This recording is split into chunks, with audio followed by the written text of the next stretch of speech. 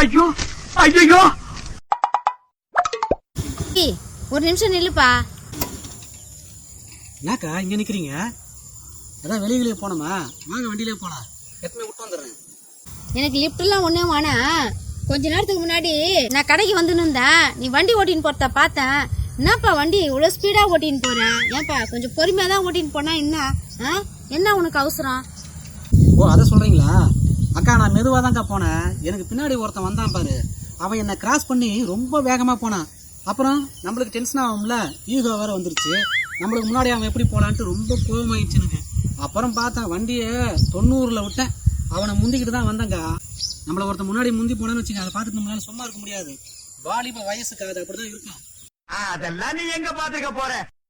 ஏன்பா வண்டி இவ்வளோ வேகமாக ஓட்டின்னு போறியே, கீழே விழுந்து கை காலில் எதுனா அடிபட்டு இல்லை உயிரை கூட போயிடுதுப்பா. அப்புறம் என்ன ஆகும் உன் குடும்பம்? உன்னை நம்பி தானேப்பா உன் குடும்பம் இருக்குது. பொண்டாட்டி இருக்குது, 2 பொண்ணை வேற பெற்று வச்சுன்னு இருக்கிற, தங்கச்சி உன்னை கல்யாணம் பண்ணாமல் இருக்குது. இந்த மாதிரி குடும்பத்தெல்லாம் வச்சுக்கிட்டு உன்னை நம்பி அம்மா இருக்குது. உனக்கு எதனா ஒன்றுன்னா அவங்களாம் தாங்குவாங்களாப்பா?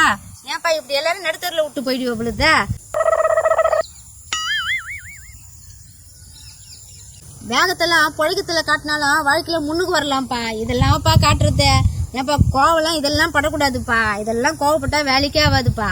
இதில் கோவப்பட்டு என்ன பண்ண போற? அவன் எப்படின்னா போய்கின்னு போறான். அவனுக்கே அவனை பற்றி அக்கறை இல்லாமல் தான் அவன் போகிறான். நீ ஏன் அந்த மாதிரி அக்கறை இல்லாமல் போற?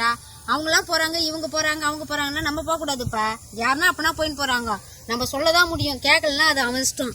ஆனால் நீ தெரிஞ்ச பையனா இருக்கிறதுனால நான் உங்ககிட்ட சொல்கிறேன், பார்த்து பொறுமையாக போப்பா. இந்த மாதிரிலாம் போவாத. நீ போனதை பற்றி எனக்கே பயமாயி போச்சு. உங்கள் அம்மாலாம் பார்த்துருந்தானா எப்படி பயந்துருப்பாங்க தெரியுமா?